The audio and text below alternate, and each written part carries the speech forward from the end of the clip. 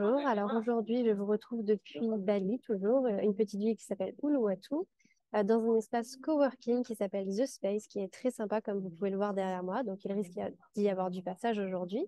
Et je vais m'entretenir aujourd'hui avec Milena, qui a plein de choses extraordinaires à nous raconter sur son parcours, pour pouvoir nous inspirer, nous donner des idées et montrer que ça n'arrive pas qu'aux autres et qu'entrepreneur, ça peut vous arriver et vous pouvez aussi créer la vie que vous voulez sur mesure grâce à votre entreprise.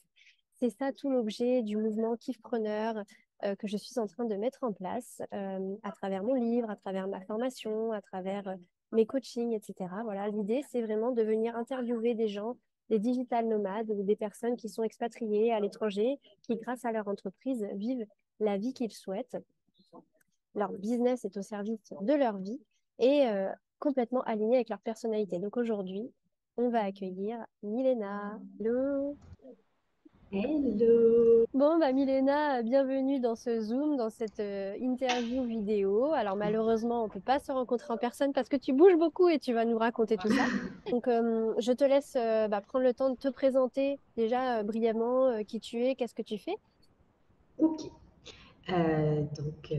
Moi, c'est Milena. Je suis coach en productivité et experte Notion. Donc, aujourd'hui, j'accompagne les entrepreneurs à créer un système d'organisation au service de leur business, au service de leur vie et à développer en fait leur business plus sereinement, sans s'épuiser à la tâche, éviter de passer par la case burn-out. Et ça passe notamment par la structuration, l'organisation, la productivité. Et j'utilise particulièrement l'outil Notion pour ça, qui est un outil que moi j'ai découvert il y a quelques années déjà, qui est absolument incroyable pour tout organiser, pour décharger son cerveau. Et donc je propose aujourd'hui des templates Notion, j'ai beaucoup de contenu aussi gratuit, j'ai un blog, un podcast, je suis présente sur Instagram, Est-ce que donc j'ai des templates gratuits. tu veux bien justement en profiter pour nous donner le lien, enfin je veux dire le nom sous lequel on peut te trouver sur les différentes plateformes? Ouais. Donc je suis présente moi, sur la plupart des plateformes sous le nom Lorga de Milena. Mon podcast, c'est le podcast Entrepreneur Productive.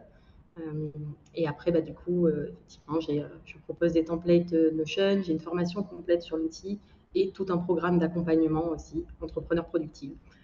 Ok. Même nom Si, que le podcast. si tu veux bien, à la fin, on reviendra peut-être sur les services que tu proposes, qu'on sache justement en quoi Oui, bah, ça peut aider les entrepreneurs qui vont écouter justement cette interview super inspirante. carrément, il n'y a pas de souci. Alors d'où tu viens, Milena? Et qu'est-ce qui t'a amené à devenir entrepreneur? Alors, d'où je viens? À la base, je viens d'un petit village dans le sud de la France, à côté de Ok. Montpellier, où j'ai passé à peu près toute mon enfance et jusqu'à ce que je parte en école d'ingénieur, donc jusqu'à mes 20 ans. Euh, alors, du coup, de base, j'étais pas du tout partie pour être entrepreneur, hein, pour me lancer dans l'entrepreneuriat. Moi, je viens d'une famille qui est pas particulièrement, plutôt classe moyenne ouvrière. Il n'y a personne dans ma famille qui a vraiment fait d'études. J'ai été la première à faire maths sup, maths spé. J'étais bonne à l'école, j'étais bonne en maths. On m'a dit maths sup, maths spé, école d'ingénieur. J'ai travaillé pendant plusieurs années du coup à Paris en audit financier. J'ai travaillé à la direction financière chez Orange. Et, euh, et donc, j'étais pas du tout partie, enfin, j'aurais pu continuer comme ça pendant très longtemps, à gravir les petits échelons, à bosser 50, 70 heures par semaine dans des boulots de cadre en finance, à remplir des Excel et des PowerPoint. Et en fait, il y a eu un moment donné où j'ai commencé enfin, moi, ça fait déjà longtemps que je m'intéresse à la productivité, à l'organisation, à partir du moment où j'ai commencé à travailler, en fait, parce que justement, j'avais un métier qui était très, très prenant, qui me demandait énormément d'heures de travail. Et il y a un moment donné où j'ai vite compris que le temps, c'était une ressource précieuse, limitée, et qu'il allait falloir l'optimiser, quoi. Mm. Si je voulais avoir du temps pour dormir, pour avoir encore un peu de vie perso. Euh, et donc, je me suis pas mal renseignée là-dessus. J'ai commencé vraiment à m'intéresser à ça donc il y a maintenant un peu plus de 10 ans, en fait. On ne rajeunit pas cette histoire. Et, euh, et après, ça a été. En fait, j'ai créé un blog il y a 4 ans. Le blog L'Organe Milena, parce que moi, j'avais appris pas mal de choses. J'ai testé beaucoup, j'ai expérimenté sur moi-même, en fait, par rapport à la productivité, par rapport à l'organisation. Et je me suis rendu compte à quel point ça me simplifiait la vie. Ça me faisait gagner du temps, ça me faisait gagner aussi en sérénité. Et quand j'en discutais autour de moi, je me suis rendu compte que, en fait, c'est vrai que c'est des choses que personne ne nous apprend. On n'apprend pas ça à l'école. Et alors qu'en vrai, le temps, ça reste la ressource la plus précieuse qu'on ait, quoi. Donc j'ai créé un blog. À la base, c'était vraiment pas du tout parti en mode business, très stratégie ou quoi que ce soit. C'est juste, tiens, il y a des trucs, je pense que je pourrais les partager parce que ça pourrait aider d'autres personnes, quoi. Donc ça a commencé comme ça. Donc vraiment, en fait, toujours cette idée de départ, hein, on va pas se mentir, c'est à chaque fois c'est ça, c'est cette idée de départ. J'ai appris des choses, ça a transformé ma vie. Il faut que je le communique, il faut que je le transmette. Et au départ, toutes ces idées, enfin, en tout cas, je parle pour les coachs. Toutes ces idées, elles partent de vraiment une bonne intention, de bienveillance, de dire mais non, mais c'est pas possible, on peut pas rester dans notre coin à aller mal, à pas gérer, alors que moi j'ai les solutions, je peux vous les donner. Et donc c'est parti comme ça. Donc tu as voulu donner, partager. Et ça, j'imagine que la suite arrive. Oui, bah après, du coup, donc moi, si j'ai commencé à faire ça, c'était en parallèle hein, de mon travail salarié. Donc, j'étais toujours à cette époque-là la direction financière chez Orange. Et du coup, ça a pris un petit peu de plus en plus d'ampleur sur les réseaux sociaux. J'avais de plus en plus de retours, des personnes en fait qui m'écrivaient, qui répondaient à mes newsletters, etc., qui me disaient ouais, mais c'est génial ce que tu partages, ça m'a vachement aidé, j'ai mis ça en place dans mon quotidien, maintenant je me sens comme. Et en fait, à ce moment-là, il y a eu un moment, un déclic un peu de me dire, en fait, ça fait vraiment du sens. En fait, j'aide vraiment des gens quand je fais ça, versus mon job salarié, où, même si en soi, c'est pas que je détestais particulièrement ce que je faisais, mais j'avais pas plus utile que ça, quoi. Enfin, je remplissais des fichiers Excel, des, Mm. des trucs, des gros rapports qui étaient lus par pas grand monde derrière et qui n'avaient pas forcément un impact, je trouverais vraiment significatif. Et là, je me suis dit, mais en fait, là, je peux vraiment faire un truc où ça m'éclate, c'est un sujet qui me passionne et où en fait, ça peut vraiment aider des gens derrière, quoi. Ça, c'est top. Et alors, du coup, de là, il y a une entreprise qui est née. De là, il y a une entreprise qui est née, c'est ça. Après, j'ai commencé, alors j'ai lancé une toute première formation en ligne, parce que du coup, en parallèle, en fait, j'ai commencé aussi, en même temps que je me suis lancée au début, à la base, dans un blog, je ne connaissais absolument rien sur l'écosystème même du business en ligne, etc. J'ai commencé un peu à découvrir, ok, comment on fait pour faire connaître un peu son blog, ses articles. Ok, il y a les réseaux sociaux, il y a Pinterest, il y a Instagram, puis après, il y a tout ça qui arrive et tu te dis, ah, mais il y a tout un monde en fait que je ne connaissais pas. Il y a des gens en fait qui arrivent à en vivre et c'est génial. Et donc, j'ai commencé à me former aussi. J'ai lancé une première formation en ligne où j'ai fait absolument toutes les erreurs possibles et inimaginables qu'on peut faire, je pense, sur un lancement de Tu produits, nous de en produits parleras, digital. si tu veux, de ces erreurs Ouais. qui t'ont forgé. Et elle coûtait Mhm. combien au début, cette formation? Cette formation coûtait en prix de lancement 127 euros. Et C'était une maintenant? formation qui, alors après, maintenant, cette formation n'est plus du tout en ligne. Ah oui, Enfin, ce produit-là en soi n'existe plus du tout. C'est une formation pour. C'est je dis c'était stop à la procrastination. d'accord. Euh, Donc, une de tes premières euh, formations en ligne, 127 euros, c'est bien de le préciser, tu vois, les premiers produits digitaux que tu as vendus, donc 127 euros, ok. et après, j'ai aussi découvert l'outil Notion. Pour moi, de base, c'était une révolution aussi dans ma vie, dans mon organisation, parce que ça coche énormément de cases de ce que je recherchais vraiment dans un outil, dans la flexibilité, dans la capacité à organiser les informations, le concept des bases de données, des formules, etc. J'ai une formation d'ingénieur, donc forcément ces choses-là, moi, ça me parle. Euh, et donc j'ai commencé à m'intéresser à ça, à en parler, et j'ai lancé après, au tout début, après cette formation-là, je l'avais mis un peu en stand-by, et après ça, j'ai lancé du coup mes premiers templates sur Notion, donc là, des petits produits, j'en ai encore d'ailleurs plusieurs qui sont en vente aujourd'hui, qui sont des produits à entre 30 et 30, 50 euros, et j'ai vu que ça marchait aussi. J'ai eu beaucoup de demandes sur le fait de faire une formation sur l'outil, une formation complète. Et c'est à peu près à ce moment-là où je suis arrivée, on va dire, à un point où je ne pouvais plus gérer à la fois mon business et mon job salarié. J'avais aussi, c'est la période à peu près confinement aussi, Covid, etc. Et en fait, c'est le moment où je me suis dit, là, on va dire qu'il faut que je fasse un choix. Et j'ai envie de tenter ce truc-là, de tenter cette aventure. On verra ce que ça donne. Mhm. Le fait d'avoir été confiné, on avait aussi envie de voyager avec mon chéri. Donc, En fait, j'ai quitté mon job salarié, lui aussi, on est parti du coup quelques mois plus tard en tant que digital nomade. Donc c'est pour ça qu'on a du mal à se croiser. Parce que maintenant, aujourd'hui, dis-nous où tu es. Là, en ce moment, je suis à Kuala Lumpur, en Malaisie. Je suis en Malaisie tout le mois. Je retournerai à Bali, du coup, en septembre. Et donc, du coup, pour quelle raison aujourd'hui tu travailles en Asie? Est-ce que c'est par choix de qualité de vie ou parce que tu as du business, des rencontres, du networking sur place, des choses importantes professionnellement? Non, c'est pas particulièrement pour au niveau professionnel, puisque moi, la majorité de mes clients, de mes élèves, etc., sont en France. Et de toute façon, je fais tout depuis le début complètement à distance, en ligne.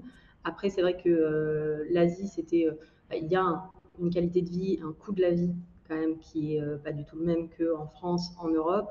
Il y a énormément de choses à faire et à voir. Donc là, on a fait l'année dernière, on a passé pas mal de temps à Bali.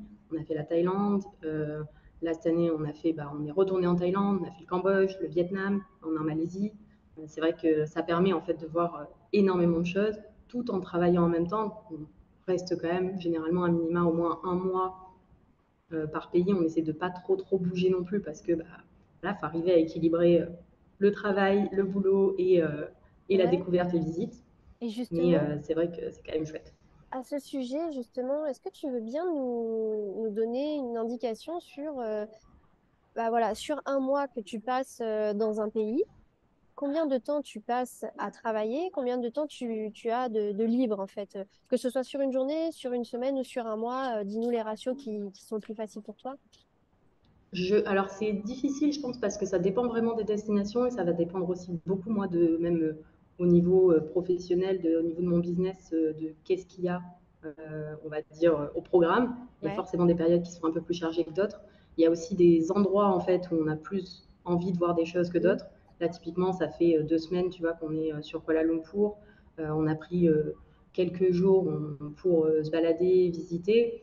Mais après Kuala Lumpur, bon, en soi, c'est pas la destination qui me fait absolument rêver ou j'ai envie de parcourir tous les recoins de la ville. Mhm. Par contre, tu vois, juste avant, on était sur Bali, on était sur Ahmed et sur Komodo. J'ai découvert la plongée l'année dernière et c'est devenu ma nouvelle passion. On a passé 4 jours à Komodo. Sur les 4 jours, il y en a 3 que j'ai passé toutes les journées à plonger. Mm. Clairement. Donc, ça dépend vraiment. J'ai pas forcément de rythme très fixe aujourd'hui. Ça va dépendre à la fois des contraintes de mon business et à la fois de où est-ce qu'on est, qu'est-ce qu'on a envie de faire. Il y a des moments où on va Mais prendre quelques jours est-ce que off tu pour peux nous visiter dire certains trucs. combien de pourcents de temps tu passes à kiffer, même si tu kiffes certainement ton travail, on va pas se mentir. Combien tu passes de temps, de pourcentage de temps à vraiment voilà, faire ce que tu as envie de faire et combien de temps à travailler, grosso modo, le ratio? Parce que, Alors, c'est intéressant parce qu'en fait, si tu veux, j'ai interviewé une autre personne récemment qui, au contraire, n'a pas cette envie d'aller trop explorer de choses ou quoi, qui fait vite le tour des choses et qui, du coup, se concentre exclusivement sur son business et aime être dans un environnement différent, networker et tout. Mais genre, il travaille 6 jours sur 7. C'est son kiff. hmm, Ça, c'est son kiff, tu vois. Donc, toi, quel est ton kiff et justement, quel est ton ratio de temps? je pense que ça dépend vraiment des semaines. Ça va être entre 3 et 6. Je pense que ça va être entre 3 et 6 jours par semaine. Après, moi, je travaille pas énormément par jour, dans le sens où je sais que je ne suis pas efficace. Mon cerveau n'est pas capable de rester concentré de façon très très longtemps. Et aujourd'hui, je ne suis plus capable de travailler genre 8-10 heures par jour, clairement. Ouais, Donc, je ouais. sais que j'ai à avoir vraiment 5-6 heures maximum par jour, vraiment de productivité, où je vais être concentrée et je vais pouvoir vraiment avancer sur des tâches. Donc après, je force pas non plus que ça. Donc, je fais pas des grosses journées de travail au final. Mhm. Et après, soit ça va être pour profiter. Des fois, c'est pas forcément, même sans aller visiter, ça va être juste, tu vois, prendre le temps Oui, le matin, tranquillement, de lire sur la terrasse, d'aller regarder le lever du soleil, à 17 heures, d'aller voir le coucher du soleil. Enfin, oui. Ouais, c'est profiter cette aussi de liberté. l'environnement où on est, quoi. Ouais, c'est cette liberté. Ça fait combien de temps tu as dit que tu es digital nomade et que tu explores comme ça le monde? Là, ça fait un an et demi à peu près, un peu plus d'un an et demi. Ok. Et qu'est-ce qui t'a permis de le faire? C'est le fait de créer ton entreprise en ligne, de tout de suite décider que ce soit en ligne. Et puis il y a le Covid qui a énormément aidé. C'est ça? Et qu'est-ce que tu as dû encore mettre en place pour te permettre de faire ça? Alors effectivement, enfin, à la base, comme j'ai commencé avec un blog, je me suis intéressée du coup après au business en ligne en me disant, mais en fait, je peux justement, enfin, c'est ça qui est génial, c'est de pouvoir faire ça, de pouvoir partager ces informations-là, de pouvoir vendre des choses qui sont en ligne et du coup de ne pas être dépendant du côté local, géographique. Donc c'est vrai que j'ai jamais envisagé mon entreprise, mon activité en dehors de ce modèle complètement digital. Et ça, effectivement, c'est un indispensable si on veut pouvoir bouger n'importe où et être complètement libre en termes de contraintes géographiques. Et après, je pense que ça a été aussi une discussion et un choix à deux, puisqu'on est parti à deux avec mon chéri. Donc forcément, si lui, il était toujours dans son job à Paris, ça n'aurait pas été possible non plus. Et après, je pense que c'est juste la volonté de le faire et d'avoir voilà, un business model qui le permette, effectivement.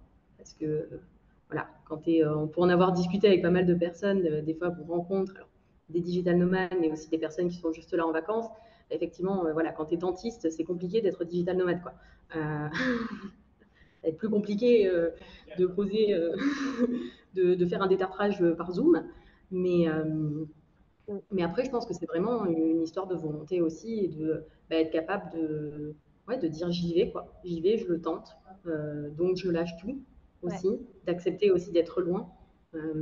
Alors, moi, après, j'avais eu d'autres expériences. Enfin, j'ai travaillé à New York, donc c'est pas la première fois que j'avais une expérience un peu d'expatriation, même si c'est différent. Mais donc, d'être aussi loin de la famille. J'ai travaillé, j'ai fait des stages à Hong Kong. Enfin, donc, ça me faisait pas particulièrement peur en soi.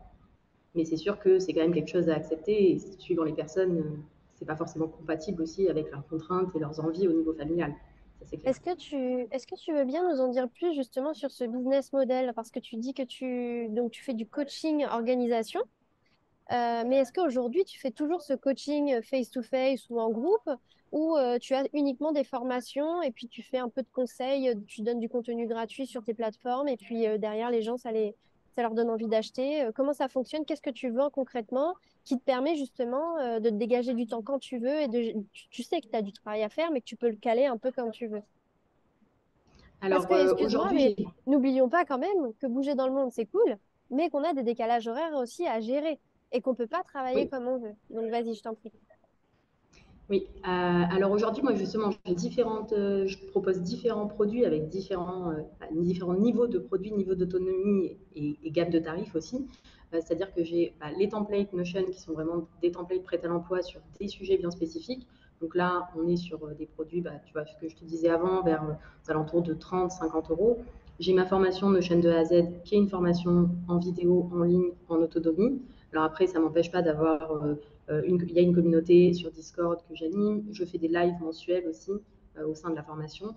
Donc je garde quand même un petit côté d'accompagnement là-dessus. Et après, j'ai mon programme Entrepreneur Productif où là, on est vraiment sur un programme d'accompagnement, sur du coaching de groupe avec des séances hebdomadaires pendant 3 mois, avec à chaque fois, et là, je fais 2 sessions par an. Donc, Deux j'ai sessions vraiment par ces mois, deux deux sessions sessions par an, par an. D'accord. Elle coûte combien cette avec 3 formation? mois par session. Elle est aujourd'hui à 1 900 euros. 1 900 euros. Donc, chaque semaine, tu accompagnes un groupe de combien de personnes?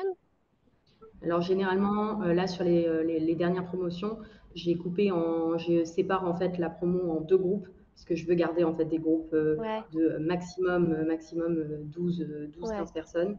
Donc je fais 2 séances de groupe Mhm. par semaine.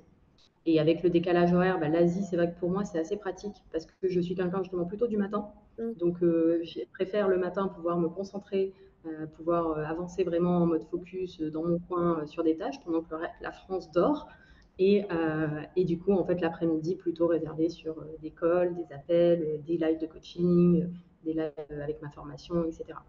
C'est génial. C'est vraiment super génial. Et du coup, est-ce que tu proposes ce même programme en autonomie? Non, Non? Et en non, parce que individuel? non, Non non, plus? aujourd'hui, je propose plus de prestations en individuel, justement pour pouvoir me concentrer vraiment là-dessus. Et c'est un programme pour moi qui peut pas forcément enfin, il pourrait se faire en autonomie, mais je trouve que ça n'aurait pas du tout la même valeur. Je pense qu'il y a vraiment le besoin d'un accompagnement aussi derrière. Et il y a énormément d'avantages au fait aussi d'être sur un accompagnement de groupe. Moi, j'ai testé aussi les deux formats. Et à la fois pour moi et à la fois pour les personnes que j'accompagne, je trouve que l'énergie de groupe, c'est hyper puissant.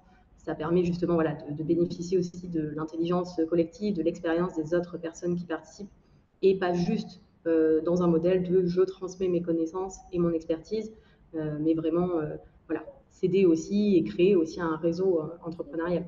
Parce que c'est aussi un gros problème généralement quand on se lance dans l'entrepreneuriat, ou même au bout d'un certain temps, c'est justement ce côté un peu solitude où on a Ouais, l'impression d'être un peu tout seul face à nos problèmes. Et c'est hyper carrément, important de s'entourer là-dessus. carrément. Donc finalement, tu sais que dans l'année, tu as 6 mois de prix chaque semaine avec ce créneau. Et que le C'est reste du ça, temps, tu gères, tu es relativement libre en termes d'emploi du temps. exactement. Et qu'est-ce que tu kiffes? Quels sont tes kiffs depuis que tu es entrepreneur? Qu'est-ce que tu kiffes le plus de ta vie d'entrepreneur? Clairement, le fait de pouvoir justement m'organiser comme je veux. Ça, c'est vraiment un truc. euh, le fait de pouvoir, ouais, de pouvoir gérer aussi, de m'organiser en fonction de mon énergie. euh, de me dire, bah, voilà, il y a des jours où ça va pas, je suis pas en forme, j'y arrive pas, je suis pas motivée, j'ai pas d'énergie, j'ai rien dormi de la nuit ou j'en sais rien. Bon, sauf contrainte, effectivement, je vais pas annuler si j'ai des rendez-vous, sauf si vraiment je suis vraiment malade et incapable de les assurer. Mais le fait de pouvoir me dire, bah, ok, au pire, c'est pas grave, je m'ajuste en fait, et je peux adapter en fait complètement mon planning en fonction de ça. De voilà, pouvoir ajuster, et du coup de plus avoir ce côté bah, forcé, et que moi j'ai beaucoup subi en fait quand j'étais salariée, de Tous, hein. il faut travailler voilà, de façon, il faut être devant son ordinateur à son bureau à 9 h du matin, et puis quand En tu pars à surplus. 19 h, on Ah, te demande voilà. si tu as pris ton après-midi. Quand tu me Et disais tout à l'heure, tu sais, quand tu me disais tout à l'heure, je fais pas des grosses journées, je fais 5-6 heures parce que je suis productive. Mais en fait, c'est ça la clé. Tu sais quand même qu'en France, on est le peuple le plus productif au monde. Avec nos 35 heures, la mine de rien, oui, on fait acte de présence des fois et tout par rapport aux collègues, machin. Mais n'empêche qu'on est quand même relativement productif. Et en réalité, en tant qu'entrepreneur, qu'on n'a plus la contrainte d'être présent et tout, de pointer, bah, en fait, on se rend bien compte qu'on est productif 5-6 heures. Et alors, on abat une charge de travail monumentale qui, en fait, peut être le travail parfois d'une semaine entière. Parce que c'est notre moment, parce qu'on sait travailler là où nous, on est le plus productif, pas un créneau qui est imposé. Par exemple, je suis désolée, quand je vais manger, après manger, moi, je suis raplapla. J'ai mon temps de digestion, j'ai besoin de temps et tout, et je reprends, tu sais, en fin d'après-midi, quand il commence à faire moins chaud, parce que moi, je vis en Martinique, il fait un peu moins chaud. Hop, là, je m'y remets et je suis super productive pendant 2 heures, 17 h, 19 h, tu vois. Et en fait, on s'écoute et du coup, bah, la productivité, toi qui es coach de productivité, elle est hyper puissante. Y a-t-il d'autres choses que tu kiffes justement d'être entrepreneur? bah, pouvoir faire les projets et ce que j'ai envie, ce qui m'appelle, ce qui me parle, et pas juste parce qu'il faut, parce qu'on t'a dit que. Et ça, même si je pense qu'il y a beaucoup de personnes qui ont tendance à tomber dans ce travers-là, puisque quand on se lance dans l'entrepreneuriat, voilà, il y a plein d'injonctions, il y a plein de. Quand on commence à se renseigner sur voilà, comment développer son activité, les réseaux sociaux, etc., il faut faire des reels, il faut faire machin, il faut On faire part ci, dans il tous faut les faire truc. sens, on a l'impression qu'il faut tout faire. Voilà, et en fait, au bout d'un moment, je sais pas, il y a un moment donné, il y a un truc, un déclic où tu te dis, mais en fait, enfin, c'est mon business, mes règles, je fais, en fait, et ce qui va fonctionner, c'est ce qui, moi, me correspond, en fait. Mm, Et ça, c'est valable dans le business, c'est valable dans l'organisation, c'est valable dans énormément de choses. mm. C'est pas parce que ça me fonctionne pour quelqu'un d'autre, ok, c'est peut-être une très bonne technique pour cette personne, c'est pas pour autant que moi, c'est ce qu'il me faut et Mm. c'est ce que j'ai envie de faire. Et vraiment de pouvoir avoir ce côté-là. Et puis moi, c'est clairement de me dire que bah, voilà, ce que je fais aujourd'hui au quotidien, ça a un impact, tu vois, positif. C'est voilà, que ce soit via les contenus gratuits ou via mes accompagnements, mes formations, etc. De me dire que derrière, bah, il y a des personnes qui gagnent du temps, qui se sentent Mm. plus sereines, qui se sentent moins submergées, qui peuvent du coup développer leur business aussi plus sereinement. Et, euh, et notamment des femmes, puisque moi j'accompagne plus Ah oui? particulièrement les femmes. Parce que clairement, il y a pour moi, il y a un gros vide au niveau de l'entrepreneuriat féminin. On est clairement encore largement sous-représenté. Et je pense que c'est aussi lié à énormément d'injonctions, de croyances aussi limitantes, de problématiques aussi de gestion du temps, de structuration, d'équilibre aussi, vie pro, vie perso.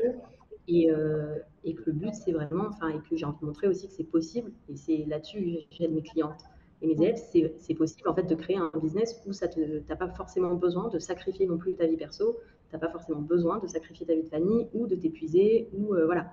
Mais Et en fait, justement, toi qui, excuse-moi de te couper, mais parce que j'ai peur d'oublier, toi qui justement travailles sur la productivité et donc l'organisation et donc comment gagner du temps et finalement avoir du temps libre. Et toi-même, tu c'est dois ça. aussi te dégager énormément de temps libre.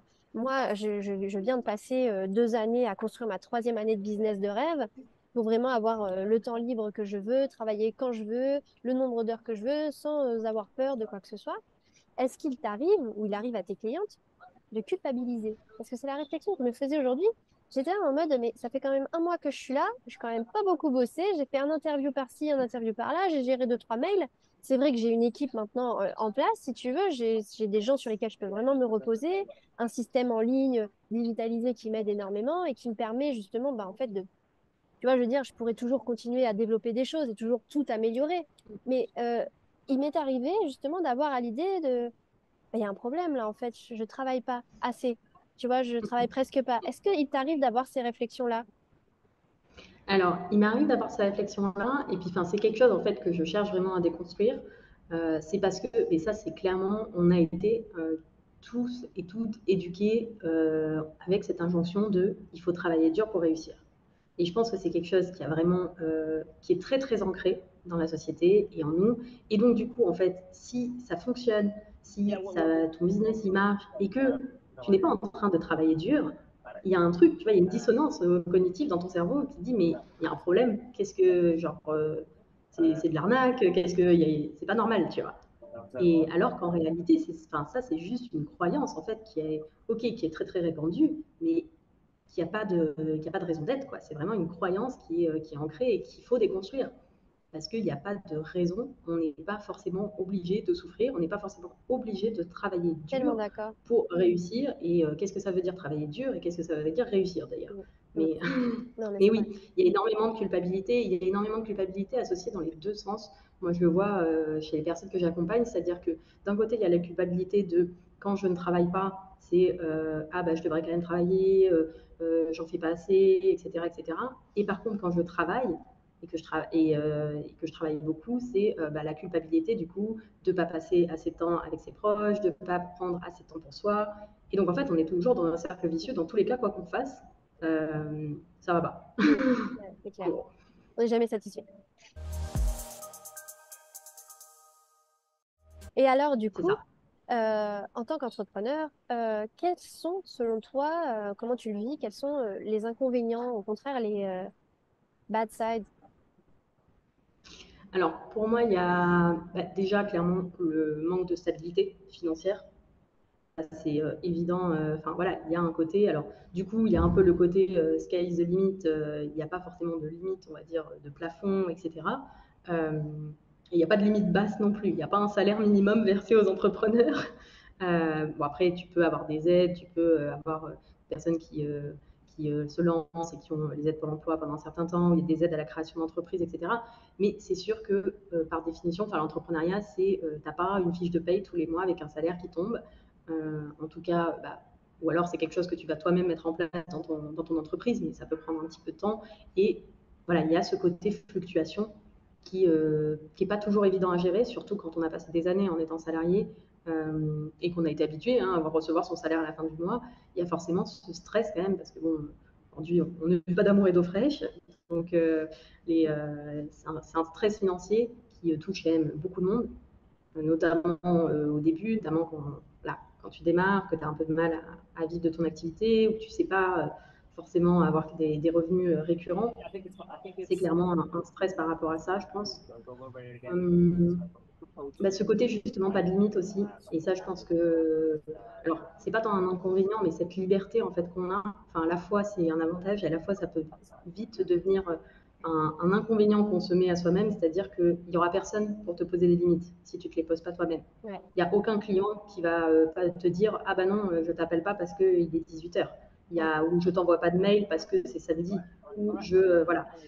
Donc en fait, c'est vraiment à soi de se poser ces limites-là, de se dire tel jour je ne suis pas dispo, à partir de telle heure je ne regarde plus, à partir de voilà, à ce moment-là je coupe.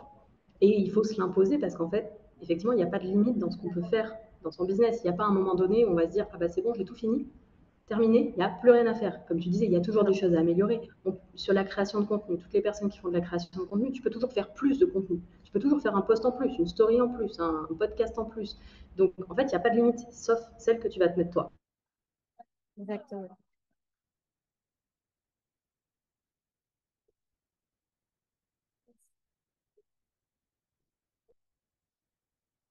Donc, Excuse-moi, ça a coupé. ça peut... Ça a coupé. Ah.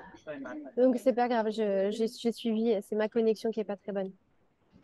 Mais ouais, c'est clair. Voilà, c'est se poser ses limites, c'est super important. Voilà, s'accorder du temps. Bah justement, c'est ce sur quoi je voulais aussi t'interroger. C'est comment tu gères ton bien-être, quelle est la place de ton bien-être, de ton développement personnel, qu'est-ce que tu fais pour ton bien-être? Est-ce que tu peux nous en parler? Alors ça va dépendre beaucoup des moments et des endroits où je suis aussi. Moi, j'adore nager. C'est aussi pour ça que j'ai choisi des destinations chaudes, clairement, avec généralement une piscine pas loin. Euh, Voir la mer, idéalement. Bon, là, Kuala Lumpur, c'est pas idéal pour la mer. Mais bon, c'est un petit détour dans le, dans le trajet dans l'année. C'est pour ça qu'on retourne à Bali, d'ailleurs, au mois de septembre. Mais ouais, en fait, oui, caler du temps pour soi. Alors moi, je sais que le matin, j'ai besoin en fait de prendre du temps pour moi. Généralement, je me lève, je prends mon petit café, je me mets dehors, je lis énormément, j'écoute des podcasts, j'écris, voilà. Et je me mets pas forcément de pression absolue à me dire à 8h30 ou à 9h, il faut absolument que je sois devant mon ordinateur en train de travailler. Euh, des fois, je suis en train de lire et je trouve ça hyper intéressant, donc ça va durer un peu plus longtemps, c'est pas grave. Euh, et donc ça, voilà, aller nager, prendre du temps, même avec mon chéri, aller se balader, passer des moments ensemble, prendre le temps d'aller manger, de se faire des petits restos, de se préparer à manger. Alors ça, c'est pas très souvent, ça dépend des endroits. Là, ici, tu vois, à Kuala Lumpur, on a une cuisine, donc on peut. Il y a plein d'endroits où on peut pas forcément, mais je cherche les bonnes petites adresses aux alentours. Bah, surtout que le coût de la vie te le permet, hein. Moi, ici à Bali, j'ai pas du tout envie de passer du temps à cuisiner. Je veux juste expérimenter plein de choses. Et puis le prix nous le permet, donc autant en profiter. Et 6 mois à Bali l'année dernière, j'ai pas cuisiné une seule fois, hein. Ouais, voilà, je te J'avais pas de comprends. cuisine en même temps, hein, En mais même temps. Non, mais c'est clair, quand tu vois les prix, enfin, ce midi, j'ai mangé un buffet indonésien à 3 euros. Ah, et puis, bah, magnifique, c'est délicieux, quoi. Donc ouais, la place. Est-ce que tu travailles aussi un petit peu sur le plan du développement personnel? Est-ce que tu travailles sur toi? Est-ce que tu trouves ça important? Tout ce qui est mindset, tout ce qui est se sentir bien, aligné, etc. Tu fais attention à ça? Oui, clairement. Je pense que déjà pour moi, l'entrepreneuriat, je Ouais, pense que c'est un outil de développement personnel absolument incroyable tellement d'accord. parce que ça nous met face à toutes nos parts d'ombre, à toutes nos peurs, à toutes nos croyances limitantes. Et donc c'est hyper intéressant. Moi, j'écris beaucoup. Le fait d'écrire, ça me fait beaucoup de bien et c'est justement, ça me permet aussi de voir un petit peu certains schémas répétitifs. Après, dans mon système d'organisation, je fais beaucoup de revues. Donc, toutes les semaines, tous les mois, tous les trimestres, tous les ans, je fais en fait le bilan du cycle précédent et la planification du cycle suivant. Et donc, je me pose à chaque fois des questions assez précises justement sur qu'est-ce qui s'est bien passé, qu'est-ce qui s'est moins bien passé, où est-ce que je me suis retrouvée bloquée, où est-ce que j'ai le plus kiffé, qu'est-ce que j'ai envie de tester différemment, etc. pour justement être un peu dans cette optique d'amélioration continue. Après, j'ai lu énormément de livres de développement personnel. J'en lis toujours régulièrement. Donc Ouais, ça a une livres, place, podcasts. ça a une place importante pour toi. Mm. Et c'est un facteur de succès, tu penses, de réussite et de bien-être? Oui, Oui, mais après, je pense qu'il n'y a pas une seule et unique manière de faire du développement personnel. Et je pense que c'est pas genre juste lire des livres de développement personnel qui font que voilà, tout va aller mieux dans ta vie et ça va résoudre tous tes problèmes. Je pense que c'est juste que c'est un chemin aussi de connaissance de soi, en fait, d'arriver aussi à accepter que certaines parts de nous, à aussi prendre conscience de qui on est, de qu'est-ce qu'on a envie de faire, qu'est-ce qui est important à nos yeux.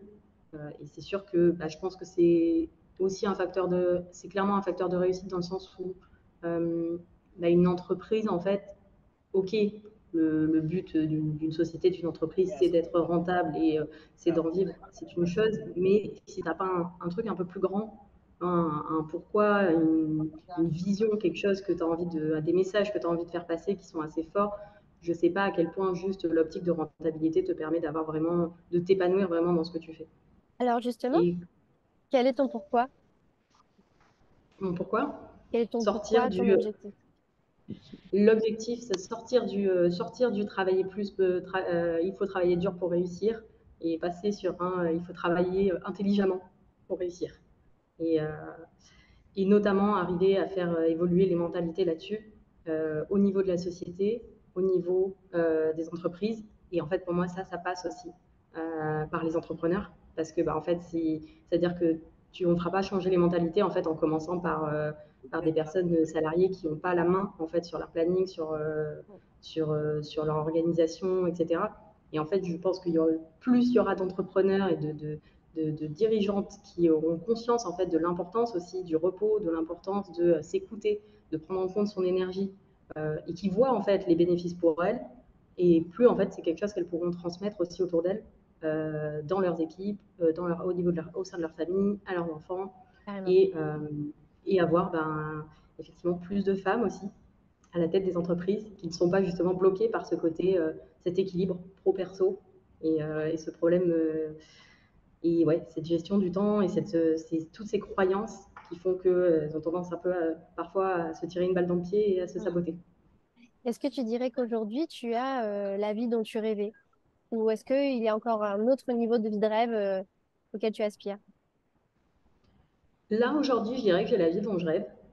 Je sais que ça ne restera pas toujours comme ça parce que je pense que la vie, c'est aussi une aventure. Il y a plein de choses qui évoluent et on n'a pas forcément pour objectif et pour ambition de rester digital nomade toute notre vie. L'année prochaine, je pense que c'est prévu. On va rentrer en France, on a envie de se poser, d'avoir une maison, etc. Ça sera différent. Ça sera pas mieux ou moins bien, mais ça va être une nouvelle aventure aussi. Ça va être chouette. Super. Euh, Quelle est la plus grosse difficulté que tu aies rencontrée en tant qu'entrepreneur dans ton entreprise actuelle? Vendre, Vendre? un vrai problème. Et pour beaucoup de personnes, hein. Ouais. Et on a beau Le fait savoir vendre, de. il y a aussi tout Oui. un processus en ligne à comprendre. Mm. Alors moi, je ne savais pas vendre déjà de base. Ouais. C'est-à-dire que moi, j'ai eu pendant très longtemps, et maintenant, je commence à déconstruire un peu la chose, mais pendant très longtemps, moi, dans ma tête, j'ai beaucoup entendu ça quand j'ai fait mes études et même après, de toute façon, il y a les ingénieurs qui savent construire des choses, qui savent faire des choses, et il y a les gens qui ont fait les gens qui ont fait une école de commerce qui, eux, savent vendre. Et donc, toi, tu es ingénieur, tu ne sais pas vendre, de toute Ouais, façon. déjà. Et, Ça, c'est sûr. et effectivement, ça a été pour moi assez compliqué au début. Ouais, rien que de parler de mes produits, de parler de mes offres, ouais, d'arriver à le faire Même de sans fixer le avoir prix, peut-être. l'impression de. Hmm. Même de fixer le prix, peut-être. Même de fixer le prix, effectivement, et puis ouais, d'arriver à en parler sans avoir l'impression d'être en mode marchande de tapis, quoi. Et Mm. ça, c'est clairement un sujet au niveau mindset. Euh, et après, effectivement, bon, il y a toute la partie, on va dire, technique Mm. de vente, copywriting, voilà, marketing en ligne, etc. Mais déjà, même avant ça, il y a le côté, en fait, oui, c'est OK, en fait, de partager tes offres en story et même si tu le fais 2 fois dans la semaine, ça va tuer personne. Et, tu vois et de toute façon, personne ne va voir tout ce que tu répètes parce que personne ne regarde tous tes contenus tout le temps, partout, sur toutes les plateformes. Enfin, C'est C'est clair. clairement, bah, tu vois, ce que je te disais, que j'avais fait toutes les erreurs possibles sur le premier lancement de ma première formation en ligne. Ma première formation en ligne, c'est simple, j'ai envoyé un mail. Voilà. Ok. Ok. Mais ça a marché quand même. Donc, une fois que tu déploies les bons Quelques outils, J'ai eu quelques ventes, mais bon, quand même, j'ai envoyé un mail. Je sais même plus, je crois même pas avoir fait de story, tu vois. Enfin, on était loin, on était loin. ah, bah, c'est bien parce que tu vois la marge de progression que tu peux avoir. En fait, c'est là que tu vois que sky is the limit, comme tu disais. Et quelle est la plus grosse erreur que tu aies fait, même si tu la regrettes pas parce qu'une erreur nous apprend toujours quelque chose, mais quelle est la plus grosse erreur que tu as fait, que tu as faite? Ah ben, je pense que alors, c'est pareil, je le regrette pas et c'est pas une erreur à 100%, c'est pas un gros échec absolu, mais quand même, enfin, c'est la toute première formation que j'ai vendue, donc à la base, je suis partie d'une problématique que moi j'avais eue et que j'avais traversée. Je n'ai pas demandé à ma communauté, à mon audience, qu'est-ce qui les intéressait. Donc, je suis partie sur la problématique de la procrastination parce que c'est quelque chose que moi j'ai eu beaucoup de soucis avec. Je me suis beaucoup formée, j'ai expérimenté pas mal de choses avec. Et du coup, pour moi, c'était un vrai problème dur, douloureux, etc. Euh, et j'avais envie d'aider les gens là-dessus. Donc, j'ai passé 6 mois à créer cette formation en ligne. Alors, j'étais salariée en même temps, donc je ne faisais pas ça à temps plein, Ouais. mais j'ai quand même passé 6 mois à créer donc tous les slides, les vidéos, à tout tourner, monter, etc. Tout ça pour débarquer donc du jour au lendemain avec un mail en disant coucou, la formation est là, Ouais, pour savoir s'ils en avaient besoin. sans savoir forcément s'ils en avaient besoin. Et puis, ben, en fait, quand tu as les personnes qui en ont besoin et donc qui procrastinent, ben, quand tu leur envoies un mail en disant coucou, je lance une formation en ligne sur la procrastination, ben, qu'est-ce qu'ils font? Ils procrastinent d'acheter la formation. Ouais, ouais, de base. Voilà, Donc, c'est de ne pas avoir bien préparé finalement l'adéquation entre ton audience, ton offre et le processus de lancement. c'est ça. Il ouais, n'y a rien qu'à aller là. Ouais. Et comment tu aurais pu faire pour éviter ça? C'est te former, c'est te faire accompagner, c'est réfléchir, c'est te poser. Je pense que ça aurait été effectivement, enfin, un peu tout ça en même temps, Ouais. c'est-à-dire que bah, après coup, après ça, je me suis formée, vraiment, j'ai suivi une formation accompagnement en business en ligne, où là, j'ai repris vraiment les bases de client idéal, le fait de faire des interviews justement pour pouvoir échanger avec des personnes de mon audience, pour voir quels étaient les besoins, quelles étaient les problématiques, qu'est-ce que moi je pouvais créer comme produit justement pour être en adéquation avec ça, et vraiment les aider sur les sujets qui étaient les plus importants pour elles. Et bah, après, tout le processus, effectivement, voilà, au niveau marketing en ligne, comment, voilà, pour vendre par email, sur les stratégies de lancement, etc. Ça, c'est vrai que j'y connaissais pas grand-chose. Et j'aurais pu me former un peu plus avant. Ok, je vois.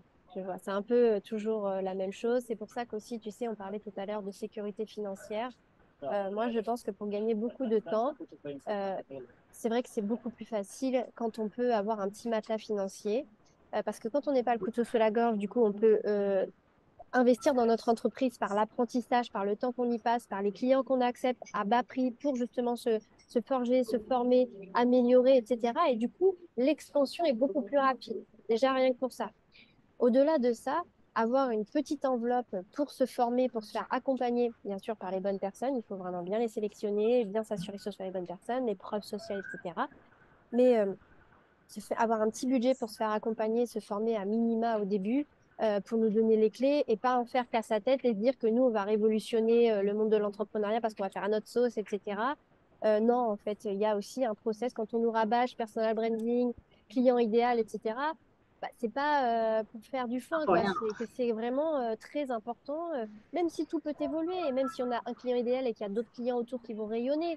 Mais tout ça, c'est vraiment important. Et des fois, on fonce un peu tête baissée et on ne veut pas écouter. On se dit, mais non, ça va marcher. Avec moi, ça va marcher. Au final, bon, ça marche. Mais on aurait pu gagner du temps, on aurait pu gagner plus d'argent. Enfin. Mais c'est le processus d'apprentissage aussi. Alors, C'est ça. une dernière question pour clôturer cette interview avec toi, Milena. Selon toi, quel serait le facteur de réussite, l'élément déterminant dans le succès d'une entreprise? comment tu ferais pour qu'une entreprise vraiment euh, soit un succès? Le seul, un seul et unique facteur, c'est pas facile ça comme question quand Alors, même. Hein. tu as le droit de faire ta liste si tu as une liste, hein, mais selon toi, avec ton vécu, etc. Parce qu'en fait, si tu veux, toi aujourd'hui, tu es coach productivité, mais finalement, il y a des coachs qu'on appelait à l'époque consultants dans tous les domaines. Et finalement, toi, ton vécu, ton expérience, ta vision peut aider d'autres personnes qui sont dans le service, qui se digitalisent, ou de l'accompagnement, etc. Donc, ça peut inspirer beaucoup de personnes, ce que tu vas nous raconter. Je pense que, ouais, pour moi, il y a plusieurs choses. Clairement, il y a effectivement la toute première chose. Enfin, en tout cas, si je pars sur mon secteur, mais je pense que même dans, enfin, je me dis, tu vois, voilà, sur peut-être des business, business models, c'est peut-être moins valable. Mais ce côté justement, avoir une vision, un pourquoi, voilà, une volonté vraiment d'apporter de la valeur, de vouloir aider, de vouloir transmettre, partager enfin, notre expérience, nos compétences, notre expertise. Je pense que pour moi, c'est quand même enfin, la base, tu vois, le truc, le déclic un peu initial. Après, je pense qu'il y en a plein des facteurs de succès. Il y a l'accompagnement, enfin, l'entourage, et ça, c'est quelque chose, pour le coup. Alors, je sais que tout le monde n'a pas un entourage avec des entrepreneurs autour de soi, et moi, il y en avait zéro autour de moi quand j'ai commencé, clairement. Ça se crée en fait un réseau. On peut se faire accompagner, on peut rejoindre des programmes d'accompagnement de groupe, on peut rejoindre des masterminds, il y a plein d'événements de networking, voilà, ça se crée son réseau, mais le fait de s'entourer d'autres personnes qui vont partager les mêmes problématiques que nous et avec qui on va pouvoir échanger justement et de qui on va pouvoir se nourrir, je trouve que c'est hyper important et c'est hyper puissant parce qu'en fait on est quand même seul hein, quand on entreprend, on est seul à la tête de son business et même le jour où on délègue et où on a des personnes à gérer, ben, on est quand même seul à prendre les décisions. Enfin, sauf si on se lance en tant avec un ou une associée. Mais voilà, pour la majorité des gens, voilà, tu te retrouves quand même, tu es à la tête de ton business, tu es la seule responsable en fait des décisions que tu vas prendre, même si tu as 150 personnes en tout tour en fait. Le fait de se faire, ouais, de s'entourer, se faire accompagner, s'entourer, pour moi c'est clé. Et, euh, et ouais, et toujours, et pas hésiter à remettre les choses en question aussi. Parce que je pense qu'un business, ça évolue constamment. Nous, on évolue aussi constamment. Et en fait, bah, justement, le but, c'est pas non plus de s'enfermer dans un business qui ne correspond plus parce que nous, on évolue et qu'on fait pas évoluer le business avec. Donc, c'est, ouais, pas hésiter aussi à remettre certaines choses en question, à changer, à faire évoluer son business model, à faire évoluer ses offres, à faire évoluer sa cible, à faire évoluer, en fait, son système d'organisation, enfin, tout pour que ce soit justement ce qui nous corresponde le plus, le business dans lequel on s'épanouit en fait vraiment. Parce que bah, c'est aussi pour ça généralement qu'on entreprend. Mm. C'est pour créer aussi un business dans lequel on s'épanouit. C'est pas juste pour souffrir et pour galérer et pour pas avoir envie de se lever le matin en se disant Ouais, mais la c'est flemme. encore une fois quelque chose qu'il faut déconstruire, hein. Je te rejoins encore là-dessus parce que il y en a, ils vont lancer un business parce que voilà, moi je sais que je pourrais pas travailler pour un patron. Bon bah voilà, je vais faire un business qui marche, un resto, un magasin, une pizzeria. Au final, ils s'enferment dans quelque chose qui n'est pas forcément une passion, qui est juste un gagne-pain, un truc qui fait rentrer de l'argent. Mais en fait, c'est un tas de stress, c'est un tas de problèmes, c'est du personnel à gérer, c'est des conflits, c'est du stock, du machin, du truc. Enfin, c'est une usine à gaz en fait, et ils se mettent bah, dans autre chose, dans un autre engrenage. Donc ça aussi, c'est parce que toi, tu as cette mentalité. Donc ensemble, on va y arriver, on va déconstruire les croyances. On n'a pas besoin de souffrir au travail. Ça peut aussi être que du kiff. Bon, il y a toujours des petits trucs qu'on n'aime pas faire, mais en fait, de toute façon, il faut passer par toutes les cases. Faut tout faire. Faut savoir tout faire pour pouvoir déléguer. Parce que si tu sais pas ce que c'est, tu peux pas le déléguer. C'est pas, allez, ça j'aime pas, je le délègue. Bah non, parce qu'en fait, tu n'as aucun contrôle, tu n'as aucune surveillance là-dessus. Tu sais pas si la personne le fait bien. Il faut quand même un minimum connaître le processus. Mais en fait, voilà, au bout d'un moment, on est capable de déléguer les choses qu'on n'aime pas, de digitaliser les choses qu'on n'aime pas. Aujourd'hui, on a la chat GPT et toutes les intelligences artificielles qui peuvent nous aider. Donc, on a vraiment de quoi, franchement, bien kiffer notre vie en tant qu'entrepreneur. T'es d'accord? Carrément.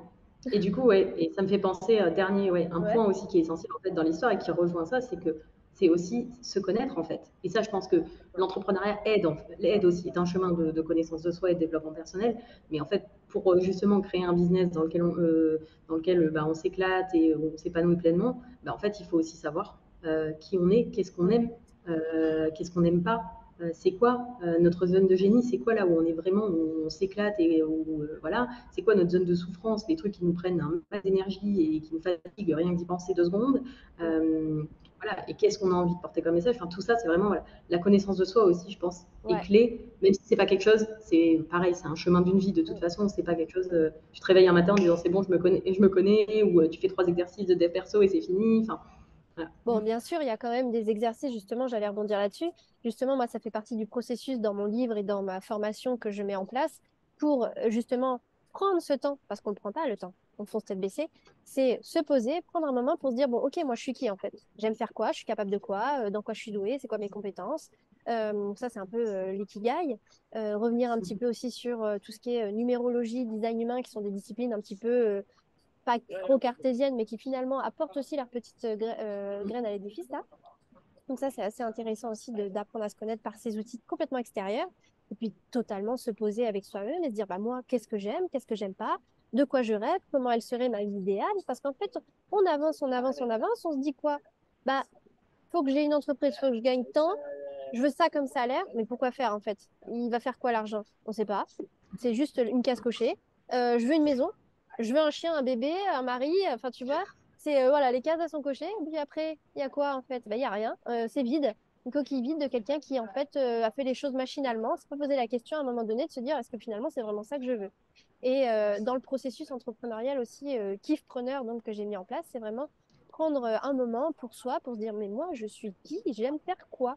Parce qu'après, tout va découler, tout part de toi. Et si tout part de toi, que ce soit professionnellement, personnellement, mais après, c'est que du kiff, en fait. Et pourquoi être dans la souffrance? Il n'y a pas besoin. Donc, c'est éviter un petit peu les pièges de la souffrance. Carrément.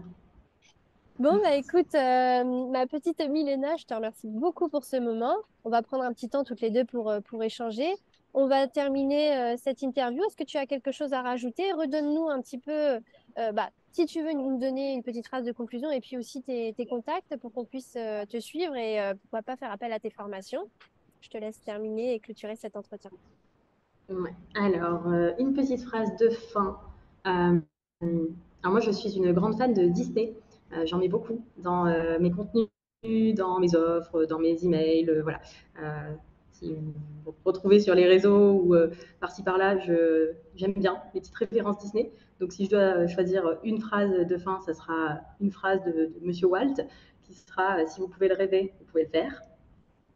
Et après, bah, pour me retrouver, c'est Orga-Milena sur Instagram, le podcast Entrepreneur Productive ou mon site orga-milena.fr où il y a tous mes contenus et après mes différentes offres. Donc, les templates sur Notion, si vous voulez vous former sur cet outil absolument incroyable pour gérer tout son business, toute sa vie, créer un deuxième cerveau et dire adieu à la charge mentale. Euh, Cet outil est absolument génial. Ou bah, mon programme Entrepreneur Productive, 2 sessions par an où j'accompagne vraiment pendant 3 mois les entrepreneurs à créer justement un système d'organisation au service de leur business et au service de leur vie. Merci beaucoup, Milena, et félicitations pour ce parcours. Et j'espère que tu continueras à encourager beaucoup, beaucoup de femmes. Merci beaucoup pour ce moment. Merci.